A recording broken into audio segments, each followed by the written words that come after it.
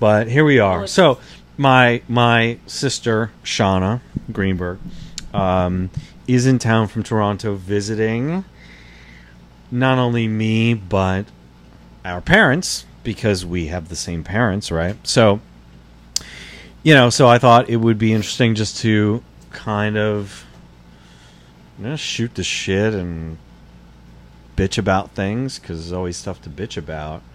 I had to go to court for a fucking desk appearance ticket for something I didn't even fucking do recently, So we had a good day today, though. Yeah, it was fun, and I enjoyed it. It's fun to see the neighborhood I grew up in changing and not changing, and although it was hot as hell. It's mostly changing, unfortunately. And yes, it is hot as fucking hell. So, I mean, that's the deal. But now I'm very anxious and stressed because. Yeah, dude, some fucking process server came to the house, came to the apartment door, and served Shana with like some papers about her student loans, which is just raised so many questions about how they know she's here and whether people are tracking her movements. Although you travel with a Canadian passport, right? So I have. So what I do is I have both of them, and then I bring both of them with me. And when I'm coming into the U.S., I use my U.S. one, and then when I'm traveling back to Canada, I use the Canadian one. I don't know, for some reason, I think some immigration officer had suggested that to me at some point, because I think it had to do with your the amount of what money or whatever you've purchased into the country is a different amount. But now, I'm thinking, because of I feel like I have to. Dad just said, I had asked him, some advice. I'm like, what the hell do I do? And I don't know whether it's better to call them, or is it going to do more damage to contact them? And Dad was like, well, we'll do it from a payphone. And now I'm beginning to feel like Dad's going mafia style. I have to do this secretive spy stuff and not get caught or identified and so I don't really know. Yeah, I was going to ask you why you didn't just use your Canadian passport each way, because I'm guessing, now that you mentioned that to me, that because, and correct me if I'm wrong, that you used your American passport to get into the country, that probably raised a red flag for Navient or Sally Mae or whoever the fuck is hounding you about your student loans. And that's how they knew that you were at least in the country, and this is the most recent address that they had, so that's how they got here. Now, I mean, it's not a coincidence. No, not at all. They know what the fuck they're doing. Absolutely. So okay, well, just use your Canadian passport. Yeah, but I don't know. I'm very sensitive right now to any sort of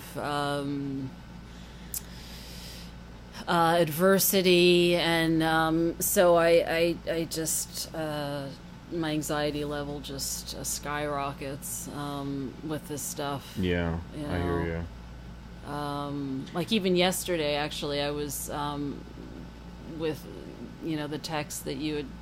I didn't mention this to you, but with the text that you had sent me about the that I forgot to bring. I'm sorry. I started crying. I was sorry. I was being a little bitch about it. I apologize. I just had a moment where I was like, fuck, but Yeah, I didn't mean to make you feel bad. I'm really very sorry. sensitive to stuff. Yeah, I know, so I'm was sorry, like, Shauna. I really didn't want to make you feel bad. I just had a moment. Yeah, and no, I should have just gone, well, whatever the fuck. It's not going to change my life or impact my life one way or another. So I apologize for that. But it's no, I just, it's just it's just all kinds of things. Just kind of, just make just sensitive to right now. I guess because of being in chronic pain for the last year and a half. After getting hit by the car, I just I find that I'm easily just prone to just being more sensitive to if things aren't going exactly the way I want them to go, or someone's upset at me, or if I think they're upset at me, or I'm interpreting it that way, that I just I get I guess more upset or dramatic, and sure, I hear you. Is it how long has it been now since since you got hit by the car? It was, do you remember the exact date? Yeah, it was March 7th, 2017. March 7th. So wow, like a year and a half. Yeah.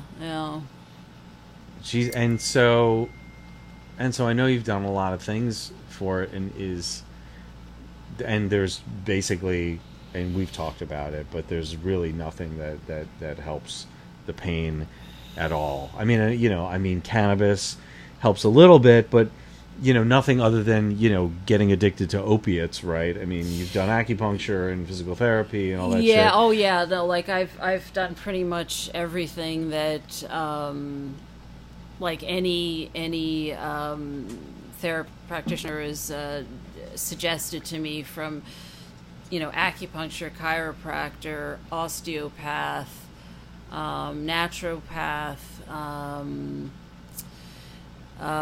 nerve blocks, education on pain, physiotherapy, all of these things. Wait, you haven't gone to see Miles Greenberg? Because that dude's a wizard. He's a fucking wizard. He's an ND. He's gonna concoct some herbal, freaking Santeria herbal shit and fix you up. Totally fix you up. Can't believe it. A member of our family. She hasn't even gone to see him. Doctor, yeah. Dr. Miles. I think one of the.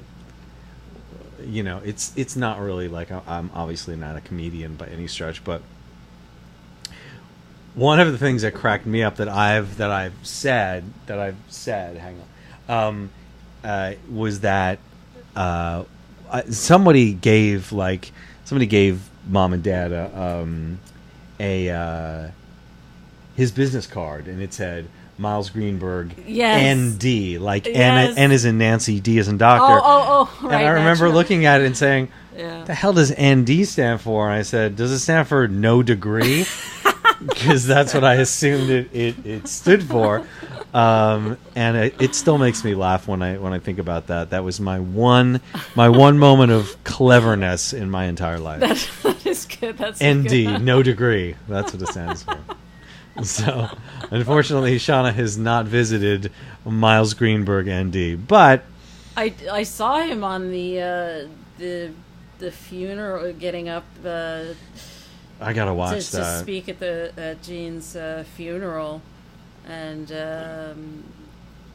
interesting.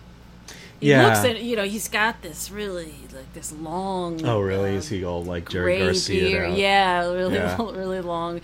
And just kind of a rambling. I mean, what do you think I should? What do you think? I feel like I should send one of them or all of them an email. What's your advice on who I should send it to? Because so our uncle, our father's older brother, died very recently, just a few days ago. But, the family's not very close. My father and his brother, our father and his brother, are not very close. And I don't speak to any of the cousins. So I'm trying to figure out like what an appropriate way to send my condolences would be, and Shana has more contact with that side of the family than I do, so I guess the question is, what is your advice? I don't have any of their email addresses or their phone numbers. Yeah, what I do. I have Elena's and I have Steve's email. I gotten an email from Steve, just letting me know that Jean had passed away, and I didn't respond through email. I just thought I felt more comfortable just phoning them, because it just seemed very impersonal to send an email back. So I just called and left a message with Steve's phone, and I just said, I'm really sorry to hear about Jean, and my love to everyone, and if you get a moment, here's my number, give me a ring. But I haven't heard back from them, so it seems to me, especially with Elena and Steve, email seems to be the best approach. They'll respond to, because I've gotten some photos from. Actually, I don't know if you saw these photos. Steve had sent me a couple of photos. One of Jean from, I don't know if it was Beach Haven or Hawaii, because it was a while ago, because he was tan and he had his stomach. You remember his stomach? Jeez. And so it was a picture of Jean, but then the next picture was really it was upsetting to me, and I wasn't really sure what to make of it, because they were just pictures, so there was no text, so I had no idea whether it was from Steve or Elena, and any information about the photos. But the second photo was Sunny, just looking like half dead, like with her head like on the shoulder of one of Elena's two daughters. I don't remember if it's Michaela or, actually I can't even remember the other. Yeah, I don't know. It's they have weird names like Azriel. Weird Smurf names. I think it's Ariane or something. Ari and Michaela. Abushua. I don't know what the fuck that is. Yeah, so I don't know when it was taken. I don't know if it was. That's a shame. But she just looked so bad, and I was like, why would I didn't understand why it would send me that particular photo. I get, the photo of Jean, because that's how I would like to remember him. And, but so, getting back to your question, I think sending an email, and just saying, I just wanted to reach out and say, Did you watch the service? I started to watch it. They have it online. Yeah, I started to watch it, and I watched up until probably the first 20 minutes of it. Up until I think Elena got up to speak, and then I didn't watch the whole thing. I have to watch it in little bits. I know, I should too. It's it's kind of a bummer, but what are you going to do? But it's actually interesting, because I learned a lot about, Jean. It's almost like they were talking about someone else in a way. Sure. The side of Jean that maybe I can't speak for you, but yeah, for sure. Well, at least I didn't see, and just some information about our grandparents. Yep. That I didn't know. Yeah, I mean, we really didn't ever meet our grandparents, not on our father's side, because they had all passed before Sean and I were born. They passed away in the 60s. I was born April 1970. Sean was born November 71. So, yeah, we didn't really get a chance to meet any of them.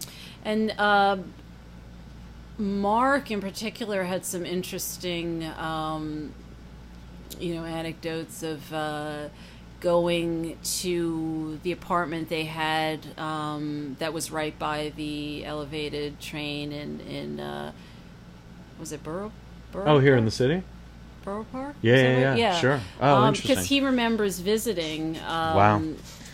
Yeah, because he's the oldest cousin, so he remembers when they still lived in the city. Wow. Yeah, okay. and he said he remembers going up Weird. onto the roof of that building, and just watching like the trains go by, and Wow. it was just That's very kinda cool. interesting to hear his stories. And he also talked about how Gene loved all the World's Fairs. I know. And so I'm such a World's Fair sucker. I wish. I'm so sad. So our father, and I'm assuming his brother, the most recently late Eugene Herbert Greenberg, went to the 1939 World's Fair, and then Shana and our mother worked at the 1964-65 World's Fair at the IBM Pavilion when our parents were dating. So there's kind of like a New York World's Fair thread that kind of runs through our family, and I have this I don't know about Shana, she can speak for herself, but I have this real nostalgia for both of the World's Fairs. So that's kind of where that comes from. And he was talking about, Mark was talking about the car trip that they took to Montreal for Expo 67, 68, yeah. Yeah, 67, 68, and he was talking about that, which was really interesting. They did a road trip to Montreal. Yeah, wow. That would have been really, really cool. Yeah, there's a video. I'll show this to you when we stop making this video, when we stop making this conversation, of a band from Toronto called Always. And they're amazing. They're like young kids, but they have I think that song is called Tonight, but it's them. They kind of CGI themselves into footage of Expo 68 in Montreal because they're from Toronto. So I'll play that for you when we finish this video. But yeah, it's pretty cool. I think you'd like them. I've seen them twice. They released their second album I don't know, earlier this year or last fall, something like that. Well, speaking of music, I was thinking of you the other day because I got a iTunes card, and I was putting some music on the computer, and I came across the Sundays. And every time I hear a Sundays song, I think of you because you used to love them. I did. Or you still do. I did. I saw them on all three of their tours. So I put a couple of songs on, and they're a wonderful band. Yeah.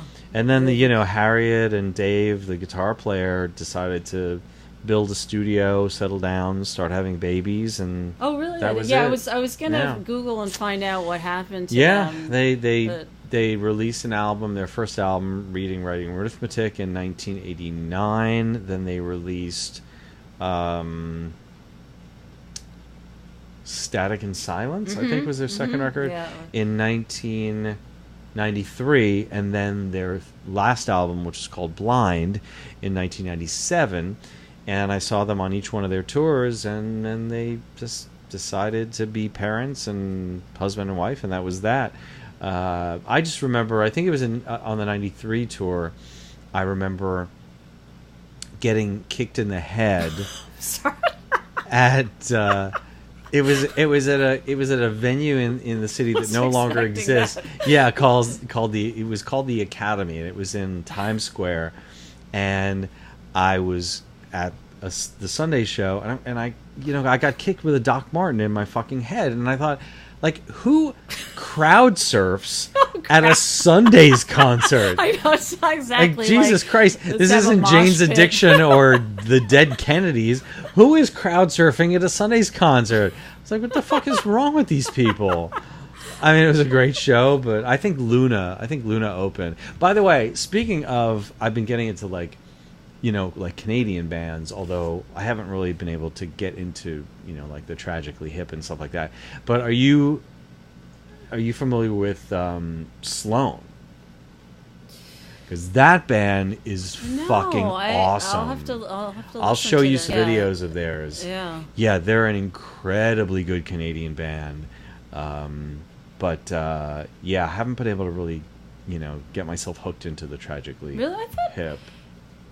for some reason, I thought that you would really like them because I remember you had mentioned to me a couple of times, oh, the Tragically Hip are, playing here and there, or they're doing a free concert. I remember there was a free concert, and you were like, yeah, you should go. It was probably because... Them, and It was probably because... What the fuck just happened here?